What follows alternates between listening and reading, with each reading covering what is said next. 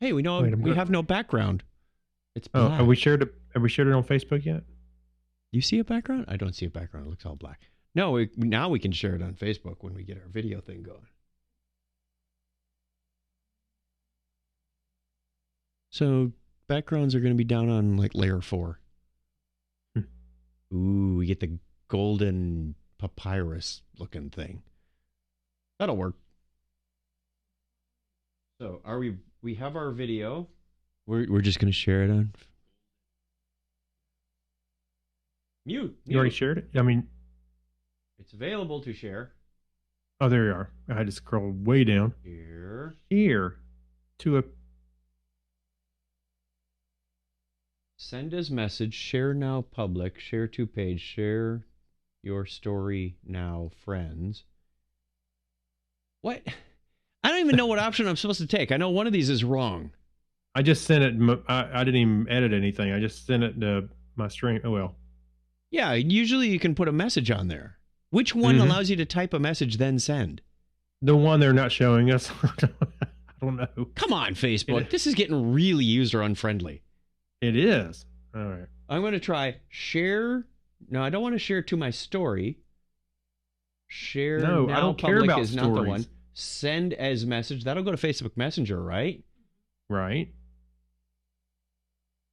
Share in a private message. Can you not just say, hey, guess what? It's that time of week again. Share in a group? No. Hey, okay. Here's how you do it. So you click Start a on watch share party? to a page, and on that page you select your timeline, Really? and then you can Is type that something. honestly the best experience we can offer? Well, luckily it's not our experience to offer. It's Facebook's. Fine. I'm just doing share now public. I just did share now public. It's not the programmer's win. There's a designer behind it making these crass decisions. No, Hi, everybody. An engineer behind the designer. And the product manager. And don't think this comes back to marketing. They don't tell you what to build. They just figure out what's built and then try and get the people to sell it. Mm-hmm. Oh, boy. The things I've learned in the software industry in the last 10 years. Okay. So we are live. We're ready to go. Hello, Ranger Craig. Hello, John Miller Jr. Hello, Tim Elliott. Oh, I just closed the who was who. We have Let's some see, other let me go people. back down. There's some other Go people. back in. This is awesome. We haven't been here for a few weeks. Should we go into our Dragon Con adventures? Tyrant. Not tyrant. I didn't get anything to Oh, yeah. drink. You want to talk about what? Dragon Con. Yeah, sure. We can do that. We can do that early in the show. Okay. All right. Meanwhile, Meanwhile, level, check. Everybody's awake. Looks good on the meters. I say we go. look, Yes. we're professional podcasters. We can handle this.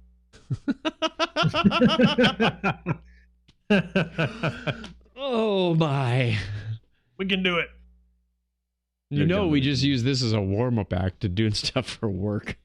Yeah, me. That's right. We've just been practicing really long.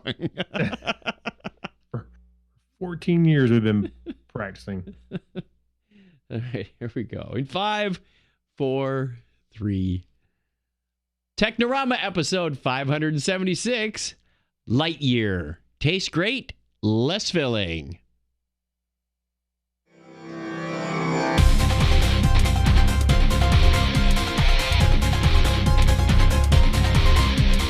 Welcome to Technorama. This is the show that takes a lighthearted look at tech, science, sci-fi. I love the animation on that. That was fun. Oh. I made a slight Something new? tweak to Wirecast. Yeah, so it goes from just my talking head, and then I sort of pull back, and you're there. Oh, awesome. He's There you go. and now Oh, there you go. I go see it forward now. it. Okay. Yeah. Very So cool. when we do the multiple displays, it morphs. If And it's just look, a single it's like a brick wall, like we're at a comedy club or something. all we are is just another brick in the wall. This is Technorama, and this is the show that takes a lighthearted look at tech, science, sci-fi, and moving cameras around the screen. Ooh, I got right. Donna a new toy. I got her the Elgato, what is it, Smart Stream Deck. 15 little buttons you can program to do this stuff, so she doesn't have to go hunting for icons. And There's still some No, hunting but for too bad icons. she can't. She should have a button for get Chuck to do the laundry, get Chuck to go to the store, get Chuck to. Is that the kind of things you can program it to do? She's chuckling over there. Get Chuck to get his hands off me. Whoa. Yeah. Pepper spray in that case. All right. I'm Chuck Tomassi from sunny Phoenix, Arizona, and that gentleman right over there is Craig Stapp. I'm from dark South Carolina. It's dark. It's getting very dark now. The days are getting much shorter. Happy equinox. I think it was yesterday or today. Oh, yeah. Sometime around here. So now we're in the dark half of the year. Yes. When I walk the dog in the morning, the sun's coming up a little bit later, and days are shorter. Goes down earlier. It's funny because during the summer, I had my patio lights turn on at 7:30. And it was like, wow, it's not going to be dark for another hour. Now they're coming on. It's like, it's been dark for an hour. Why aren't the lights on? Yeah, that's right. So you got to adjust the little things. I know there's a way to do them at sunset and sunrise. But hey, we haven't talked to you since before Dragon Con. So thank you for joining us, wonderful viewer and or listener. And real quick recap, we had a wonderful time. We had our Comedy Forecast Technorama show live again. Had a lot of fun with that, talking to Pamela Gay and Amy J. Murphy. And Bonnie was there, did a wonderful part of what did they have, like 16 parts each. It was an interesting mashup of our shows as usual. Yes. We also did our Topic is Trek podcast. If you haven't listened to that, it's over at thetopicistrek.com. Yeah, we did Jeopardy during the live show. We played Star Trek Jeopardy. Yep, during the live show. We gave away stickers. Jeopardy. Limited edition stickers. the black and white stickers. Or the white and black ones. Right. Some were half white and black, and some were half black and white. So depending on how you go. Or some people took one of each. Yeah, I thought it was funny. It was funny. It was funnier when we were planning this back in June. Yeah. It was one of those After things I was like, I guess that's hysterical. And then we're handing them out like, okay. We're getting some mailing labels with some marker on them. Yeah. Oh, well. Yeah, they can't all be golden goose eggs. They're just for us, they're just goose eggs. Yeah. Actually, I think Dragon Con this year was a lot more of hanging out with our friends rather than attending panels and stuff. We had a wonderful time with the free awkward hug sign. Oh, God, yes. Actually, Christine Fiore was initiated into the club. Yeah, what was funny was she says, I think she was trying to say something to the effect that she didn't think a female would get the kind of reaction that we would be getting. I was like, well, let's find out. She was like, no, I don't know. I give it 5 seconds. I counted to 3 and she was in. So I just smoothed her over a little bit. Next thing you know, she took the sign and she had a great time doing it and just holding up the stupid awkward hug sign. And I need to see Donna doing that. We had our own private karaoke party on Sunday night. That was a lot of fun too. Yeah. Yeah, to varying degrees of, singing ability. But yes, we had a great time. You know what's fun about doing karaoke parties, though, is even if you can't sing, the crowd joins in every time. Well, here's the thing about that. I know, and I stopped. I laugh. I'm still laughing about it now because I stopped in the same place on the same song 2 different times. But you're singing words, and you go, wait, that's not what I thought they were saying. We were singing Violin Femmes, Blister in the Sun. And, it was like Big Hands. Big Hands. Big Hands, I know you're the one. I was like, Big Hands? All these years they say Big Hands? What does that mean? I don't know. Same thing as Alligator Lizards in the Air. I don't know. You tell me. Everything else in that song makes sense except that part. Yeah, what was the other one that was it Stone Temple Pilots or something? And anyway, started singing about babies on the field and stuff. I'm like, no, I know what it was. It was, we were eating babies or have no appetite or something. And I was like, and I stopped. I ended up saying having the same reaction to the words. And Scott Tyler and you started laughing because we did it together before everybody came over, and I did the same thing at the same time, reacting to what did they just say? Babies in the field. Yeah. I didn't know the song well enough to even dispute it. So I'm like, well, it is what it is. I think I like the version in my head better than I did the one on the words with. I just sing the words the way I think they're sung. Yeah. Hey, and by the way, before we go, after Dragon Con, Yes. Kim and I went to go see Hootie and the Blowfish Cool. in Charlotte, and they were with the Bare Naked Ladies. And we got varying degrees of age in our listeners. Some of them will think this is funny, but Bare Naked Ladies said something and mentioned about this first one this first single came out on a cassette, a single, I think that's what he said. And, oh yeah, remember? Anybody remember cassettes? And everybody started applauding. And I was like, that's the first time I think I've heard a cassette get applause. People were like, woo! I was like, what? This one first came out on wax cylinder. Who's nostalgic for cassettes? Yay! Here, have some pencils. Yeah, here's some pencils and paper for you. There you go. Ah, my eye. No, the pencil so you can rewind it. Don't throw them out there. Yeah, I know. Oh, yeah. All right. Anyway, I just thought that was hilarious. Can we do our listener feedback? Sure. All right. Just because I love the music. A. B. This show is produced live before a studio audience. We have a studio and we have an audience. I didn't say they were in the same place. Yes, right. We have a studio. We have an audience. What? There we go. So our question for Facebook is, where'd it go? Finish this sentence. I'd be rich if I had $1 every time, ... And some people are saying, every time I yelled at my kids. Yeah. Posted a picture of my daughter. Someone even said every time Chuck posts a question to Facebook. I thought that was rather creative. If John Miller Jr. says every time Bob Barker said, have your pets spayed or neutered. Good one. Yeah. The sometimes Nikki Vanderweinen says someone said my last name wrong. Oh, yes. That would have Tell me about it. Rob Reel has every time someone pronounced my last name as Ryle, not Real.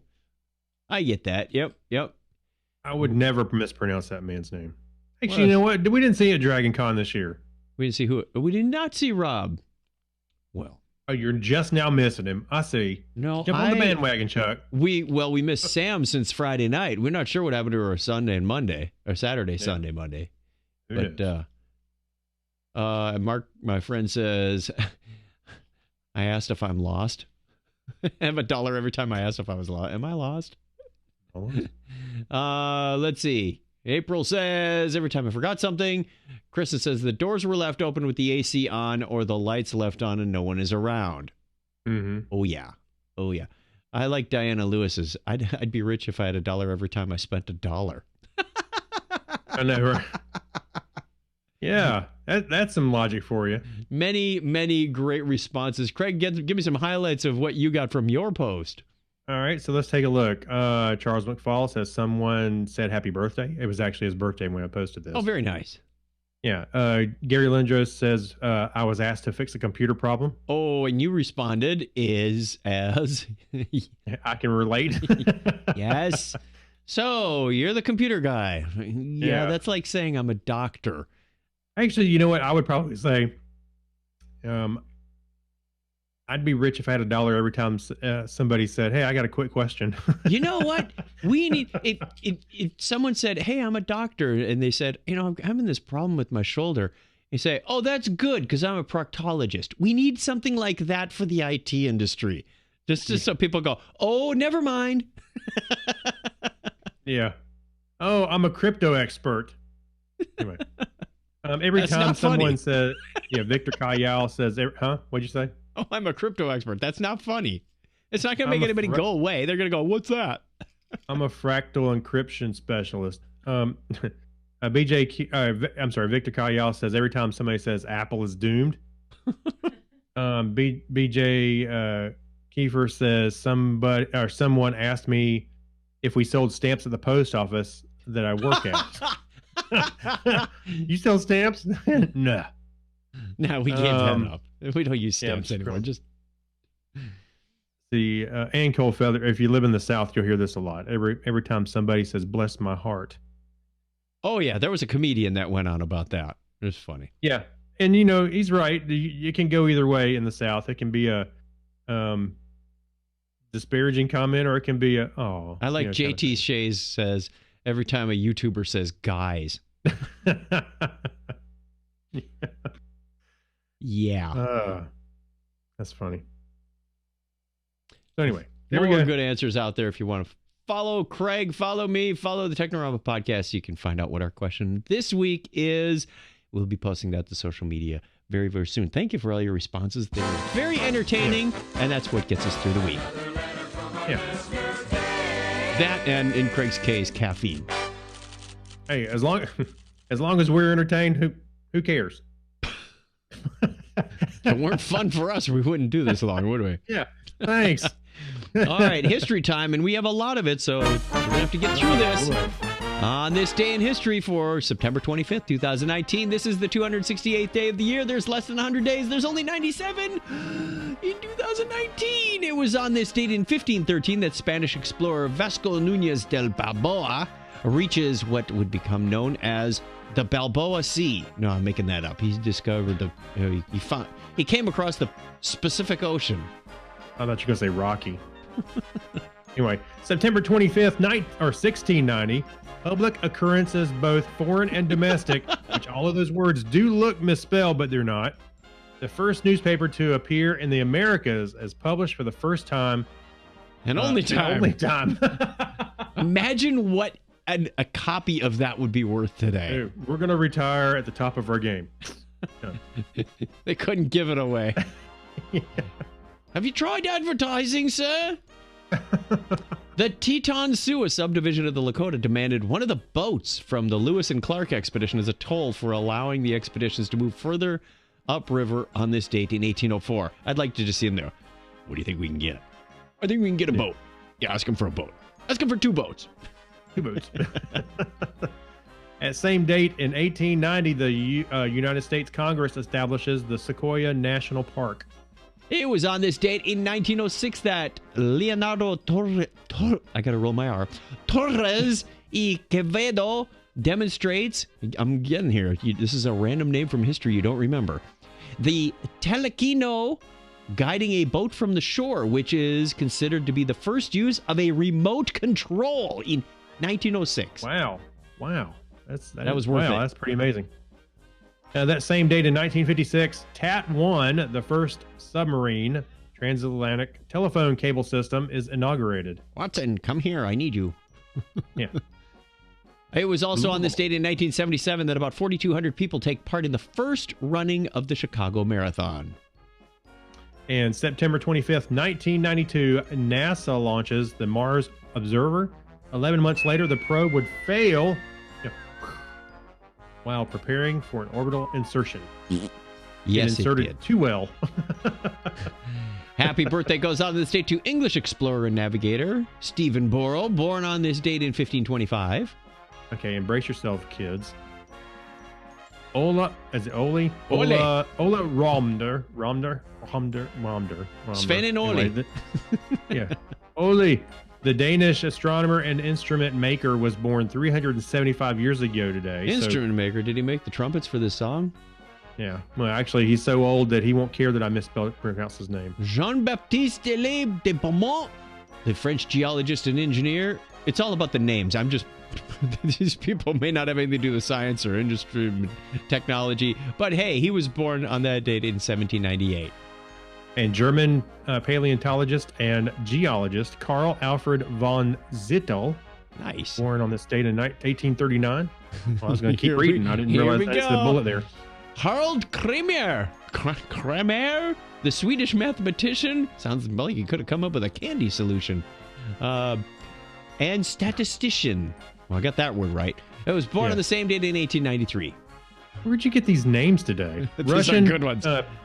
Russian pianist and composer Dmitri Shostakovich. You gotta listen to more music, man. But they never pronounce his name in the music. Yes, they do. Oh, do they? You gotta listen to more NPR, man. That was Dmitri Shostakovich with his 13th Symphony. All right. Well, he was born 113 years ago today. Again, somebody that won't care. I mispronounced. Also his name. turning 90 today. Yeah, he's dead. Barbara Walters turns 90 today. Wow. Wow. An American author, poet, illustrator, and songwriter, Shel Silverstein. Shel Silverstein. Silverstein. You didn't read Shel Silverstein to your kids when you were little? No, did I? What did he write? What did he write? Well, do you listen to Manager Tools? Sometimes. I think about every other podcast, Mark mentions God's Wheel. Oh, okay. Okay, anyway. Oh, that. Okay. Well, Donna, what did Shel Silverstein write that we read to Julia? Where the Sidewalk Ends.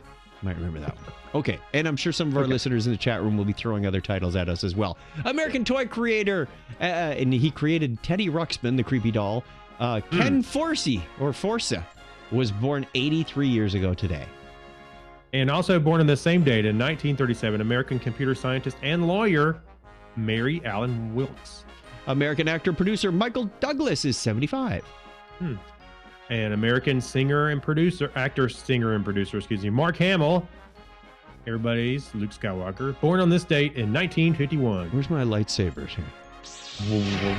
Hey, there we go. We'll Where are you putting that thing? Christopher Reeve, who's the actor, producer, and activist, was born on the same date in 1952. And also born on that same date in 1956, American special effects designer and television host, founded M5 Industries, Jamie Heineman. That Jamie Heineman? That Jamie Heineman. Also turning 63 today, American computer scientist, engineer, and author, founded the Thinking Machines Corporation, W. Daniel Hills. That sounds like a corporation for AI. Right. Come on, music's running out. Oh, American actress Heather Locklear is 58 today. Wow. Also born on the same 1969, Welsh actress Catherine Zeta-Jones. We'll do the birthdays as soon as the music plays out because you can't leave them on that high note. Here we go.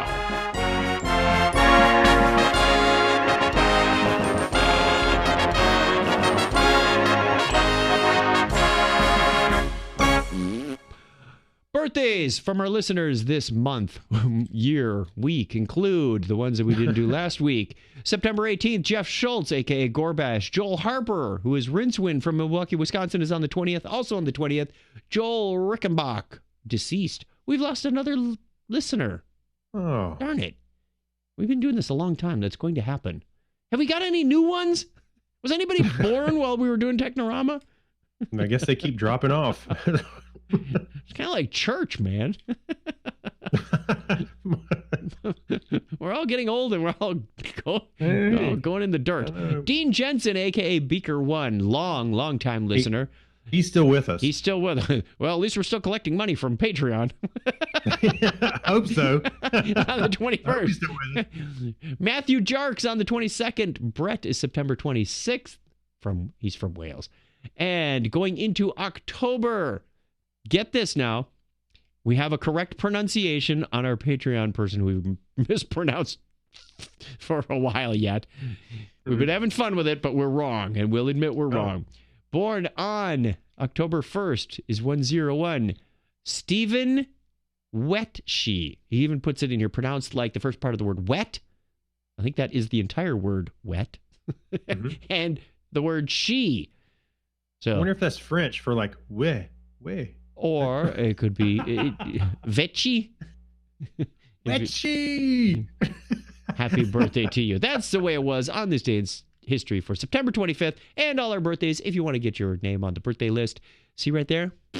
We've got that subtitle up there. It says go to chuckchat.com/wiki. We'll give you a shout out at the appropriate time of year when you put that on there. And if it's your birthday and you're not on there, happy birthday to you anyway. We hope you have a wonderful day. Spend it with family. Spend it with friends. Spend it any way you like. Like money is no object. You have my permission. Or spend it on our Patreon. Yeah, you do one of those Facebook collection things. See how much you get for Technorama. Pass the hat around. I am donating my birthday wishes to Technorama. Right. I'm going to try that next March. Yeah. I wonder if you got my wheels turning now. Huh? Good Alrighty. news, nobodies. We have some Yeah. news. This is interesting. I thought this was rather entertaining. This is a Peruvian company who wants to create a laptop designed to work forever. However, there's one catch. In an age when tech companies are encouraging consumers to constantly buy newer, more expensive gadgets, one Peruvian company has just launched a substantial wooden laptop. Yes, wooden laptop designed to last at least 10 to 15 years. That's interesting because the title of this article says last forever. 10 to 15 years is not forever unless you're a cicada. I don't even think that's right. Aren't they 17 years? Right. In an attempt to bring new and affordable technology to most remote areas of Peru, the Carrascos, that's Carrascos, a family made up of computer specialists and marketing experts, created the Wawa laptop. WAWALAPTOP. Wawa laptop. An SBC, which is a single board computer, with a wooden casing that is easily taken apart. It looks like it fits together kind of like, not Lego pieces. What are those? Like a dresser drawer or something. It's got interlocking pieces, like dovetails on it almost. Yeah. That's kind of interesting, though. Let's see. It easily taken apart for repairs and upgrading. The 0.1 inch or 25.65 centimeter laptop is lightweight, ultra portable, and very affordable. The Wawa laptop costs 799 Peruvian sol, which is about $235. That ain't too bad. And an upgrade, which basically means a better circuit board, can be bought for about $35 on the free market. Nice. Here's a quote. A little thick, but I like it, though. It is. It reminds me of the laptops of the 80s, although you can see it's clearly got 4 USB ports. It almost looks like there's a Raspberry Pi sticking out the side, which it does, doesn't it? Wouldn't be too surprising if that might be what it's. Oh, let's find out. We'll read on. We felt we needed to give a little more something back to society, so we began with the SBCs and started working to create the first prototype. Computer engineer Javier Carrasco, Wawa Laptop's technology manager, told Spanish news agency EFE.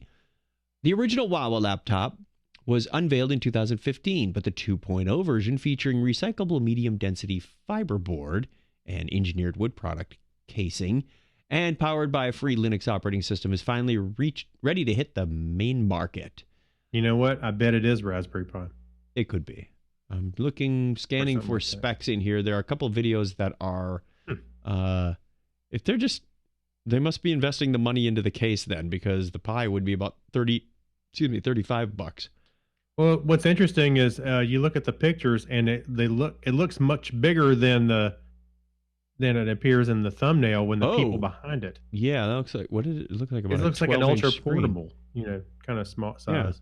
I mean, still a bit thicker and chunkier than your average. It does look like, what did we call them? Netbooks? Yeah, there you go, like a netbook. About that size. Hey, you know what? Going back to your earlier point, 10 to 15 years, it's pretty much forever in internet time. Well, that's true. If you were using a 15-year-old computer today, it would have been made in 2004. Do you have any 2004 technology? Yes, wait here. Hold on. I'm just kidding. I'm not going to I got punch cards here, but I'm not using them on a regular basis. I do have What am I my using? Merlin back here. That's much earlier than 2004. The microphones. My iPad is coming up on that. Let's see. Yeah, there's probably a few things in here. Okay. You got your iPads from 2004? No, There wasn't an iPad 2011. It's halfway there. Halfway there. Okay, I'll accept that answer. All right. Speaking of old dead things, why don't you take the next article? Wow, I love the segue. You're about as smooth as Clinton is with the segues. A decades-old missing person case solved with Google Earth photos, and by the photo, I don't think I like what I'm seeing here. No, it's not. It's not a nice story. No. The body of a man who has been missing for nearly 22 years was found this week thanks to Google Maps, according to the Sun Sentinel.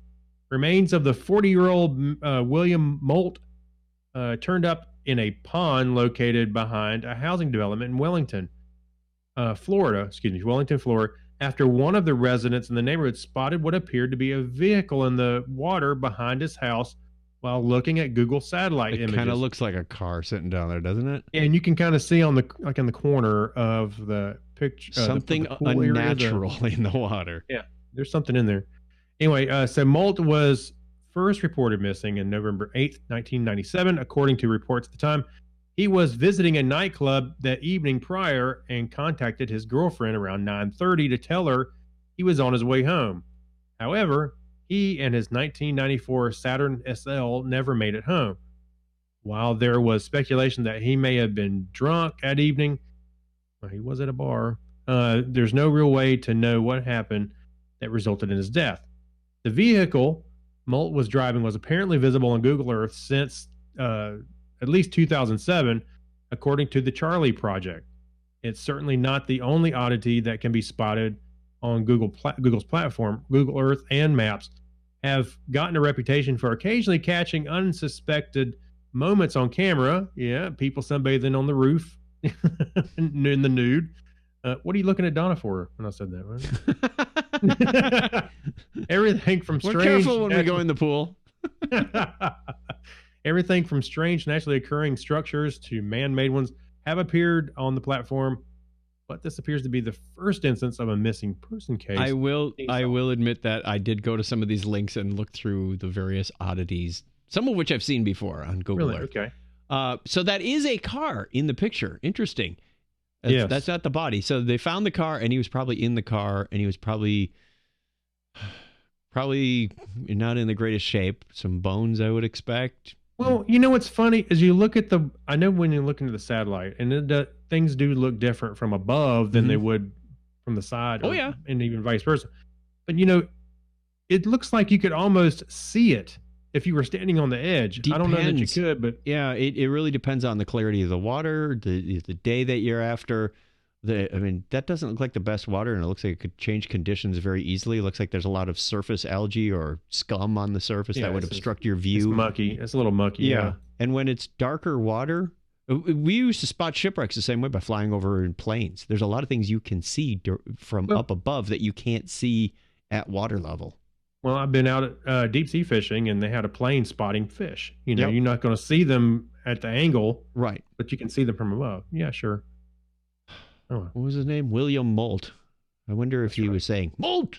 Choo. No, he wasn't saying anything since 1997. Somebody was trying to get him beamed up. Yes. All right. One of my favorite contests every year is the Ig Nobel Prizes, and yes, they were held again this year. This is an award for the strangest, most unusual, and downright hilarious scientific research. This is from CNN. We're not quoting CNN. We must be an upscale podcast. That says, pizza might protect against cancer, why wombats poop in cubes, and a diaper changing machine that can be used on human babies. These are just some of the research and inventions. The diaper genie is not just for hiding the diapers anymore. You just put the baby in. Yeah. It unwraps and rewraps. Some of the inventions awarded at this year's Ig Nobel Prizes, a spoof of the actual Nobel Prizes.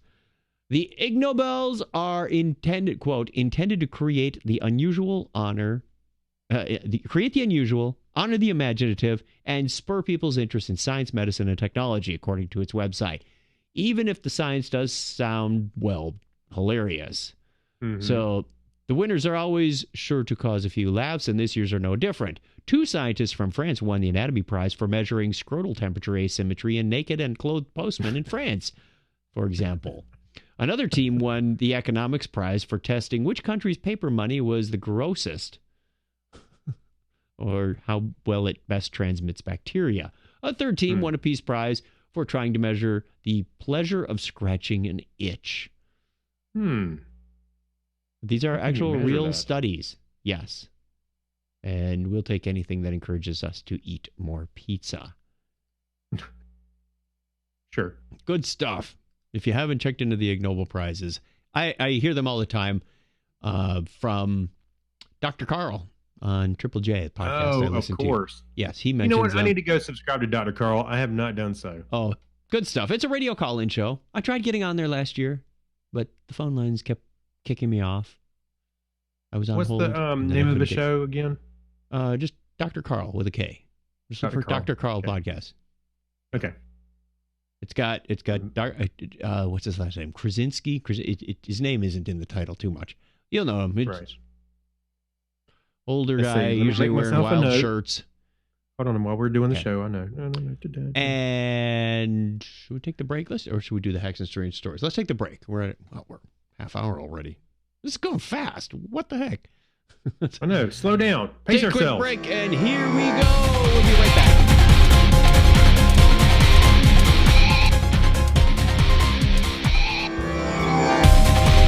This is Bob. Before, Bob relied on the internet to enhance his geek status.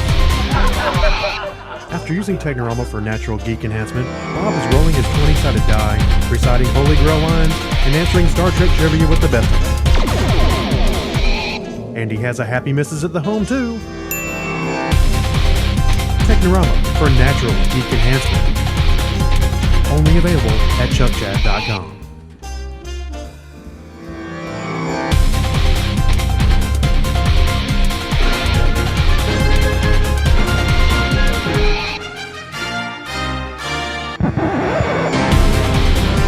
Hi, Vernon Gilbert, Star Trek The Experience with Born Grown 7 of 16. Why are you listening to Technorama? Because resistance is futile.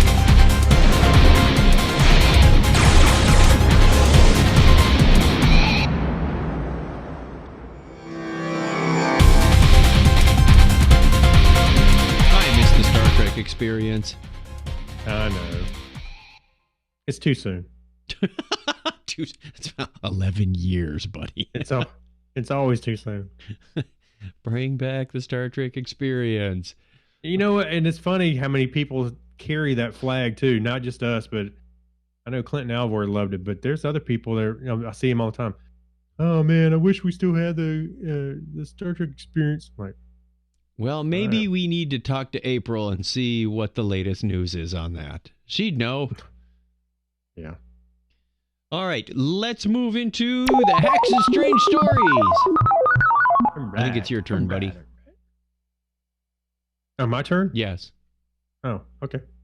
Store clerk memorizes credit card info for over 1,300 people. Wait a minute. Let that sink in for a minute.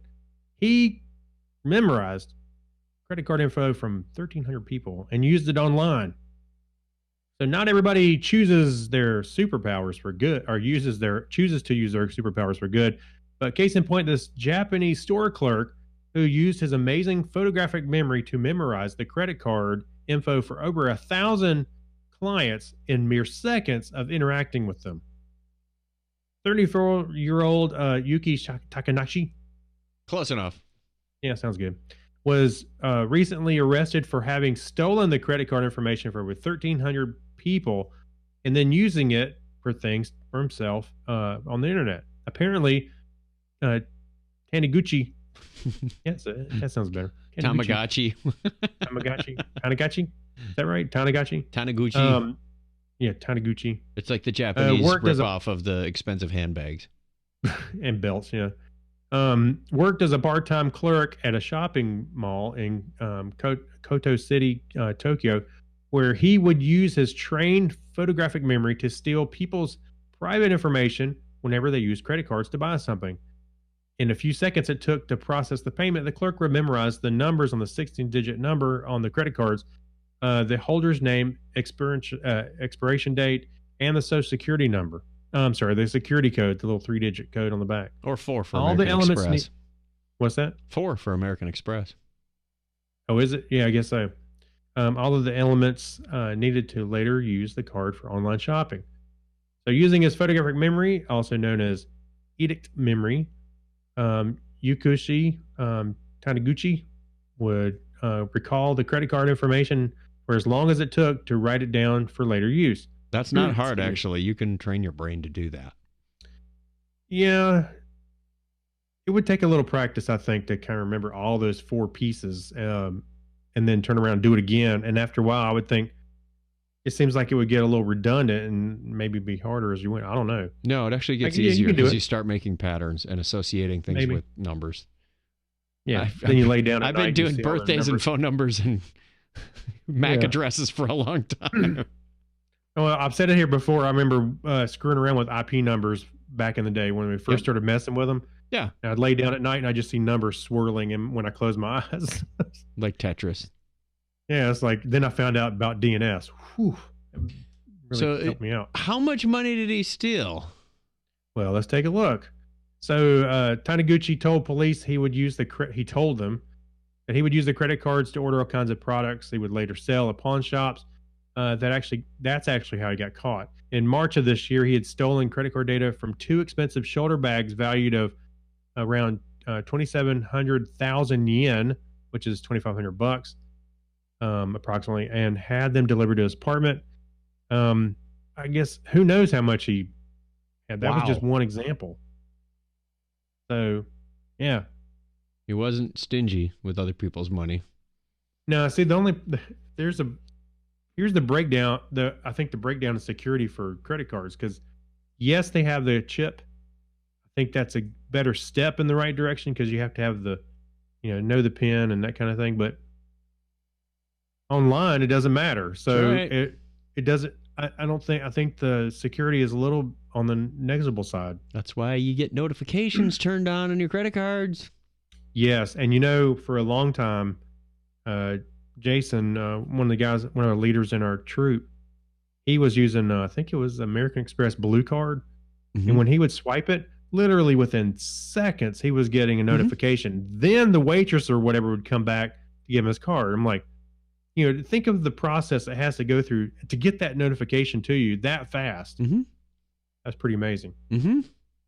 So I do use. They're quick to use take my your money, phone. but they're slow to give it back. Oh yeah. Oh, it'd be 10 to 12 days, sir. What?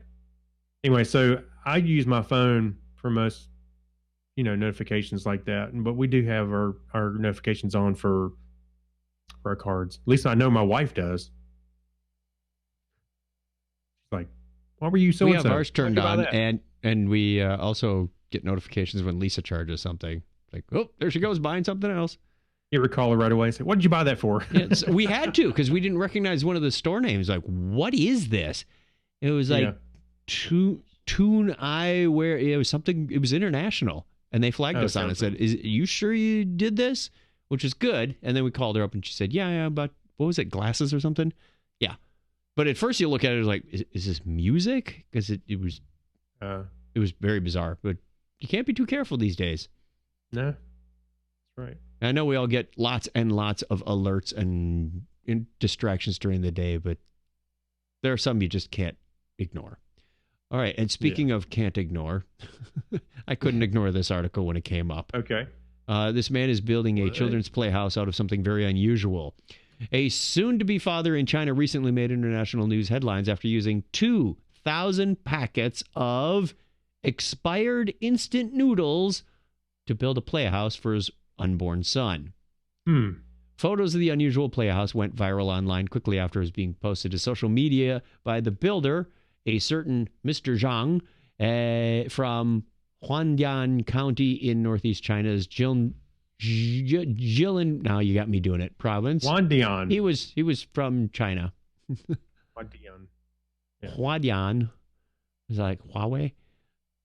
It's my way or the Huawei. I think we both need a phonetic class. In multiple languages, apparently. He was, because what it says on the screen isn't always what you have to read in someone else's language. Because, if it says, Werner,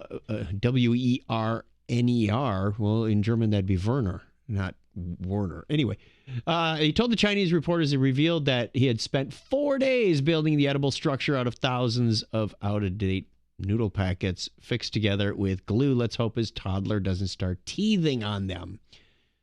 Quote, a friend of mine who is a food wholesaler stored out a batch of expired instant noodles from his warehouse. Zhang explained, I felt it was a pity to throw them away, so I took them home. Zhang declared himself, quote, a fan of instant noodles, especially while growing up, but since he couldn't eat the 2,000 packets he got from his friend, he decided to use them as building material. Who hasn't used a rice cake as a coaster? Who hasn't used ramen noodles to prop up a wobbly table leg? Come on. He's just taking it to the next level. That's right. Well, hey, I got news for him. You know, things don't expire on that exact date. All the I time. hope it doesn't rain on this little house. Yeah. The kid's going to drown in a pile of noodles. Yeah. Oops, we spilled boiling water on your noodle house. Sorry. We accidentally spilled boiling water. Oh, sorry. Yeah. Is it it's fire safe? Hey, went from a playhouse to a snack. Could go up in flames. Let's give a shout out to the chat room. Speaking of snacks, this is the Hey, wait a snack minute. part of our show. I was just thinking, you know, anytime you accidentally just touch the wall, you know, little pieces would fall off. Yes. You're- Yes. Take a hammer to that thing. It's not going to last long. Hey, you can do like Godzilla, you know, bust out of it or something. You know what happens when you play a Godzilla movie backwards, right? You get a benevolent lizard who builds a city for you and then breakdances into the ocean.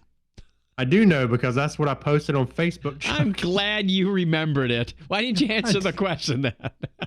I was wanting to see where this went. Absolutely nowhere. So it was That you was that pretty posted funny. it. That was pretty funny. Well, I was at my nephew's birthday, actually my niece's son's birthday party yesterday, and there was a Godzilla in the pool. So I couldn't resist. Inflatable one, I hope. No, it was like a plastic Godzilla model, probably, I don't know, 18, 20 inches long. Oh, okay. And he was, everybody left the pool, and there was just Godzilla floating. Like, oh, poor Godzilla. He made a float out of expired oodles and noodles. We do this show Sunday nights for you at 9:30 Eastern Time. We'd love to see you join in the fun. If you happen to be online, join the Technorama podcast or follow Craig or me, and you will get a notification when we do that. We have John Miller Jr., Tim Elliott, Ranger Craig Glasner. Who else do we have? We have Michael King. We've got Everett Thompson, Clinton Alvord, Morgan Byers, Tim Elliott. And that's about all I'm seeing at this moment. I see Douglas Hall.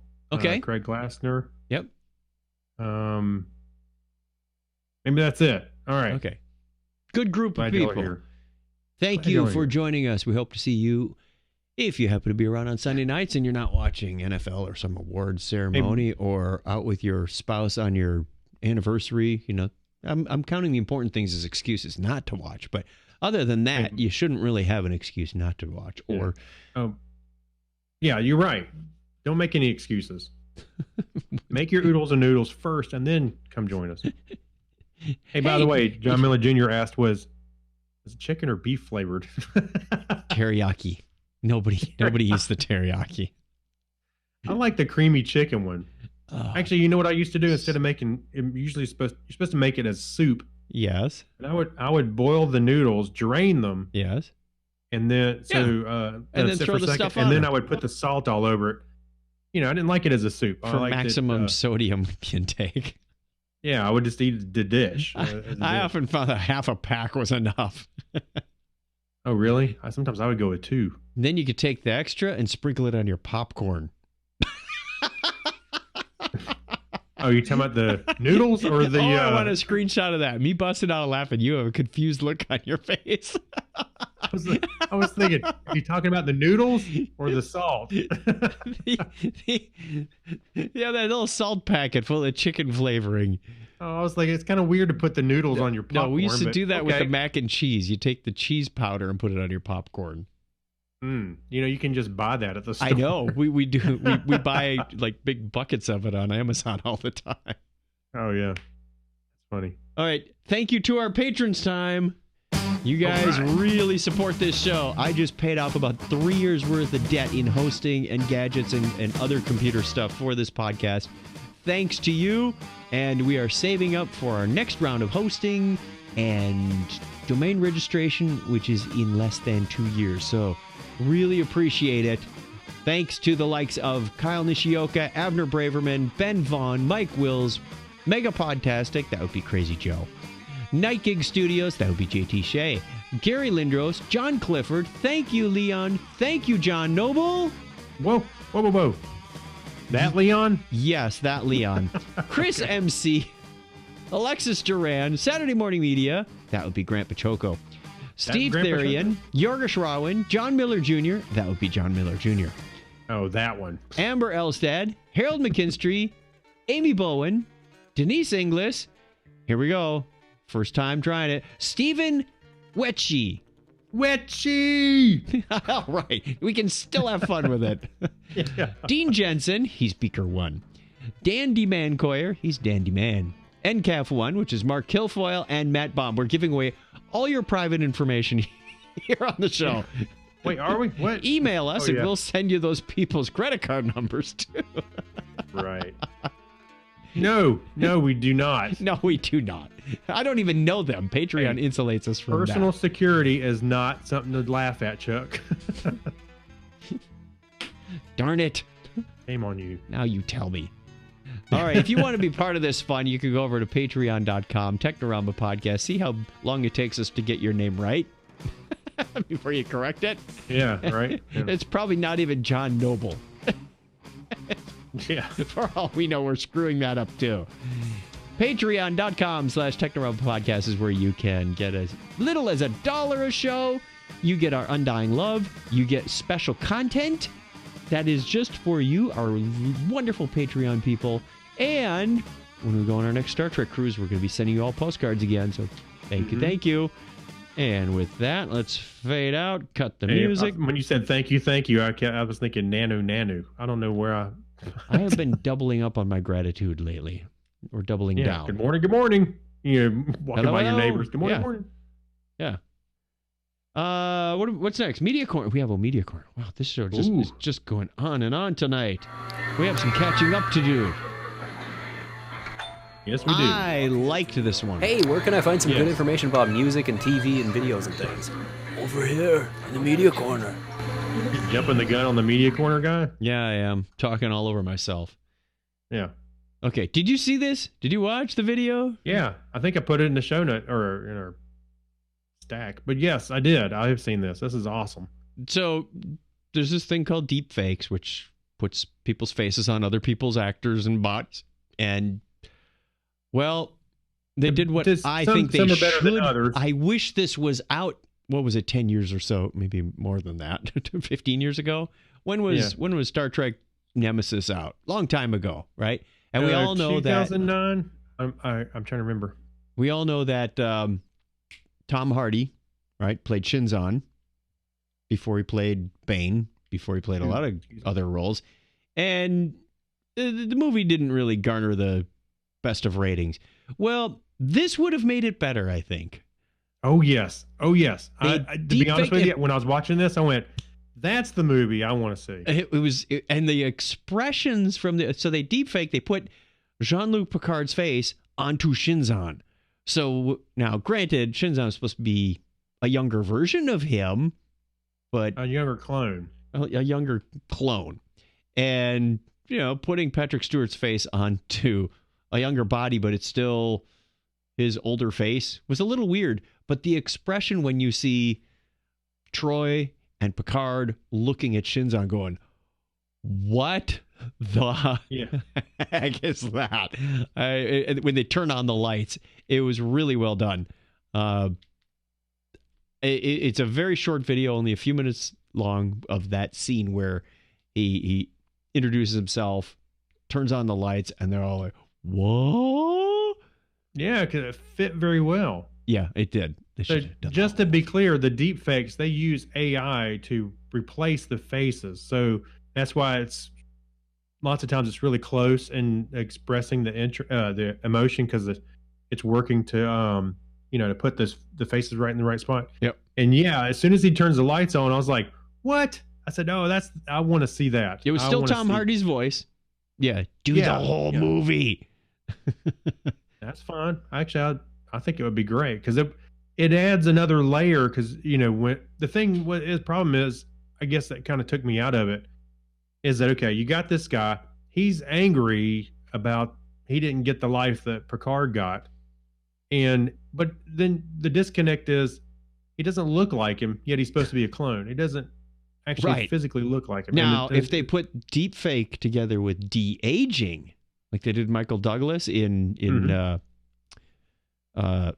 Endgame, yeah, then you got a stew going. Then then I think it's time for a redo of that movie. And then you got a Patrick Stew going.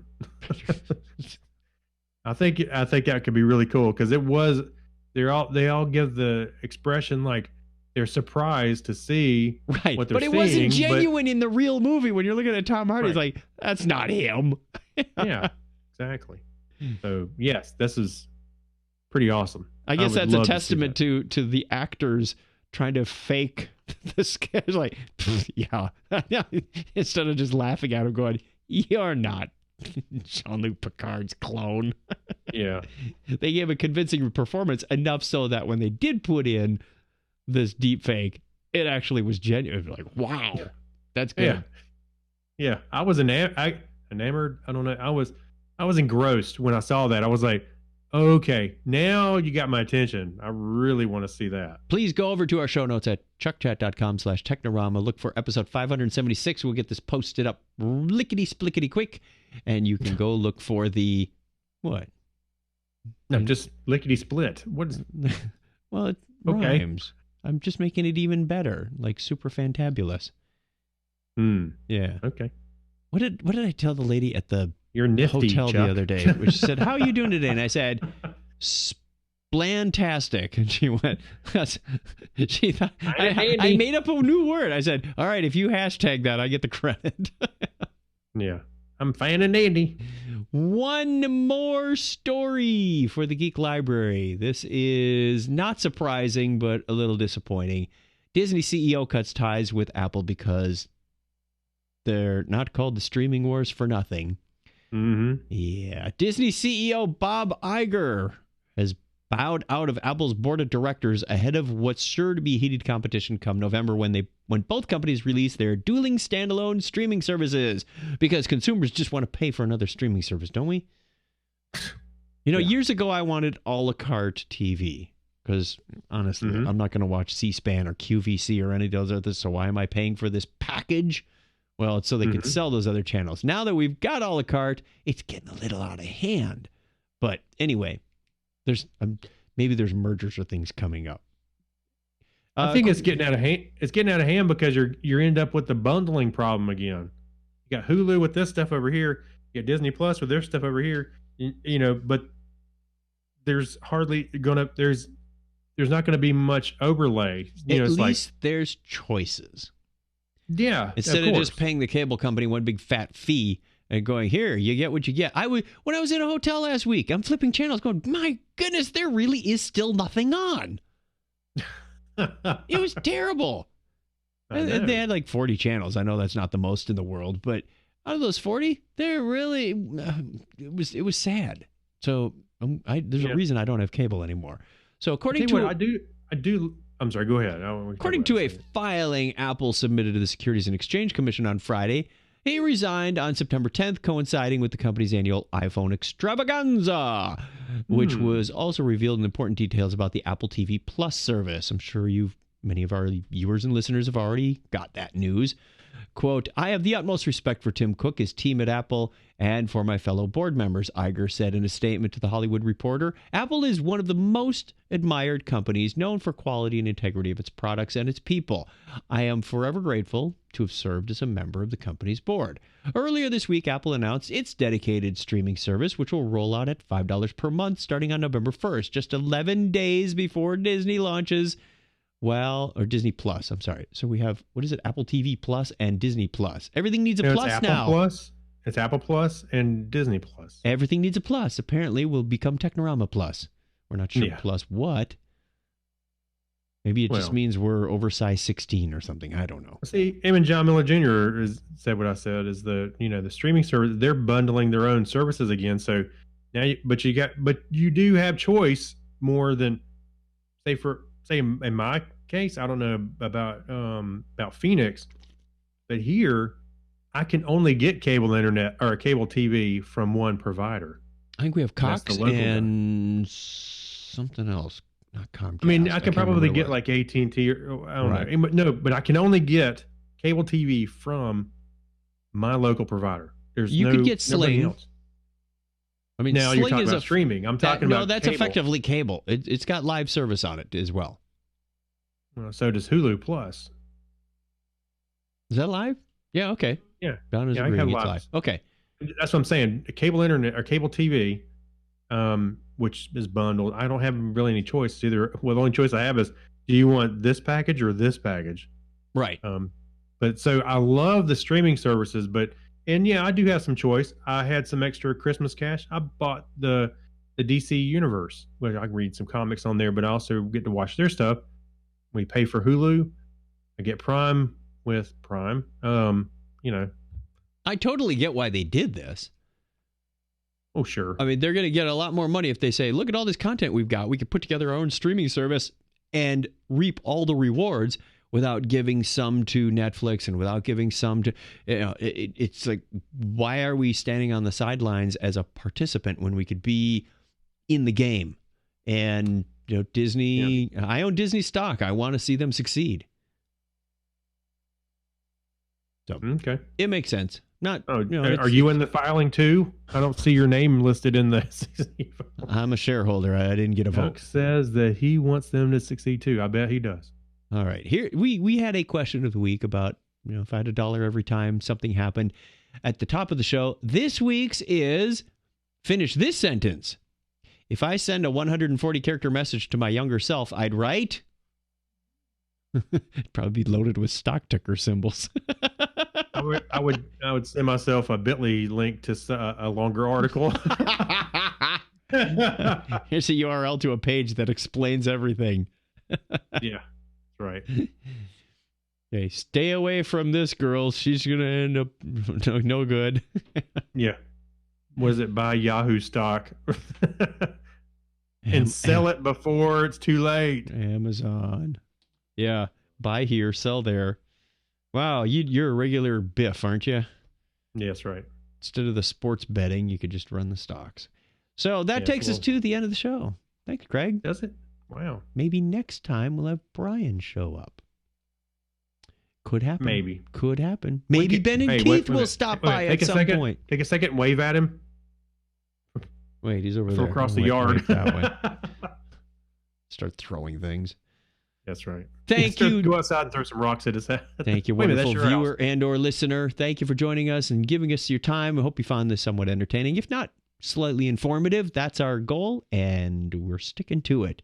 Let's play the end of show stuff. We are out. If you want to get in touch with us, you can call us on the listener line 707-530-2428. Hasn't changed in a few years. Yes. We have not gotten a voicemail in quite a while. We need to exercise it. A legitimate voicemail. A legitimate. Yes. We have received some pocket dial and butt dial. We don't care what part of your anatomy you use to dial the phone. I do. Actually, I do. Be creative. I'm all about imagination here. Okay. All right. Fine. Whatever. Theater of the mind, people. Hey, it's 2019. Hello, Technorama. I dialed this with my nose. Yeah, it's 2019, right, Chuck? Send us an email, technorama@chuckchat.com. You can find all our contact information and more over at chuckchat.com/Technorama. We want to hear from you. Until next time, tell a friend about Technorama. That would be wonderful. And Craig, give me that big, beautiful binary high five. All right. 101, everybody. See ya. The recording, at least the audio recording, is done. We are now going to conclude our broadcast and our recording on YouTube. Thank you for joining us. And we are going to record our Patreon content right now for those of you who are generous enough to contribute. Thank you for joining us on Facebook. Thanks for watching on YouTube. And thanks for just hanging out with us. Have a good week, everybody. Bye. All right. See you. Bye.